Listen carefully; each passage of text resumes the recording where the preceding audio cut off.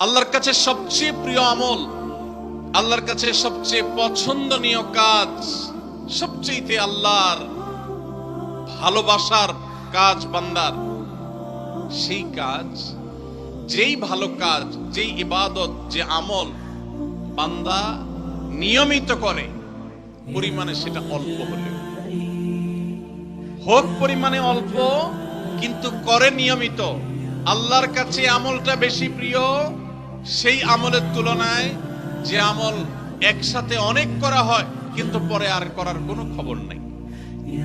কেউ রমজানে কোরআনে কারীম 2 খতম দিয়েছেন, মাশাআল্লাহ, কেউ 3 খতম দিয়েছেন, কিন্তু রমজানের পরে কোরআনে কারীম 3 খতম, 2 খতম, 1 খতম দেয়া তো দূরের কথা, পরবর্তী রমজান পর্যন্ত আর কোরআনটা ছুঁয়ে দেখা হয় না, খুলে পড়া হয় না, তেলাওয়াত করা হয় না, 1 পৃষ্ঠা পড়ার সুযোগ হয় না। তাহলে এই 3 খতম 2 খতমের চাইতে রমজানে কেউ যদি 1 খতম কোরআন দেন অথবা তার চেয়ে কমও কোরআন তেলাওয়াত করেন, কিন্তু রমজানের পরে সেই কোরআন দিনে হয়তো 2-5 পারা পড়তে পারেন না, কিন্তু 1 পৃষ্ঠা হইলেও পড়েন, 2 পৃষ্ঠা হইলেও পড়েন, তার দৈনন্দিন রুটিনের মধ্যে কোরআন তেলাওয়াত থাকেই থাকে। আল্লাহর কাছে ওই 3 খতম দেওয়া কোরআন তেলাওয়াতকারীর চাইতে মাত্র 10 পারা কোরআন তেলাওয়াত করেছেন যিনি রমজানে, কিন্তু রমজানের পরেও সেটাকে ধরে রেখেছেন, পরিমাণে অল্প হলেও আল্লাহর কাছে এই দ্বিতীয় ব্যক্তি অনেক বেশি শ্রেয় এবং প্রিয়।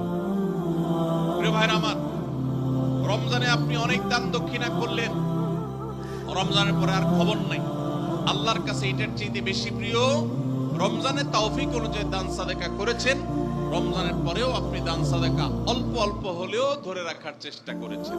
আল্লাহ আমাদের সবাইকে রমজানে যে সমস্ত নেক আমলগুলো আমরা করতে পেরেছি, রমজান শেষ হওয়ার সাথে সাথে সেগুলো বন্ধ না করে বরং সেই আমলের ধারাবাহিকতাকে আল্লাহ আমাদেরকে ধরে রাখার তৌফিক দান করুন। ভাইরা আমার, আমরা কি রমজান মাসকে পুজো করেছি নাকি আল্লাহর ইবাদত করেছি? ইবাদত কি আল্লাহকে করেছেন না রমজান মাসকে করেছেন? আল্লাহকে করেছেন।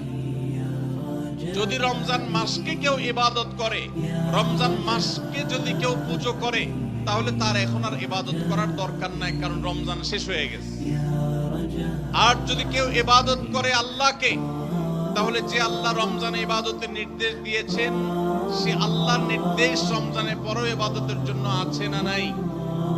আল্লাহ বলেছেন ওয়াবুদ রাব্বাকা হাত্তা ইয়াতিয়াকাল ইয়াকিন, তোমার রবের ইবাদত শুধু রমজানে নয়, রমজান ইবাদতের মৌসুম হিসাবে ইবাদত বেশি হতে পারে, কিন্তু রমজানের ইবাদতের ধারা মৃত্যু আসার আগ পর্যন্ত তোমাকে ধরে রাখতে হবে, তবেই আল্লাহর কাছে সাকসেস হওয়া যাবে, তবেই আল্লাহর কাছে সফল হওয়া যাবে, সার্থক হওয়া যাবে।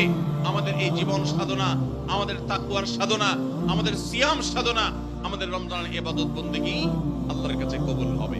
আল্লাহ আমাদের সবাইকে রমজানের আমলগুলোকে রমজানের পরেও পরিমাণে অল্প অল্প হলেও ধরে রাখার তৌফিক দান করুন। সবার চেষ্টা করব তো ইনশাআল্লাহ। প্রিয় ভাইরা আমার,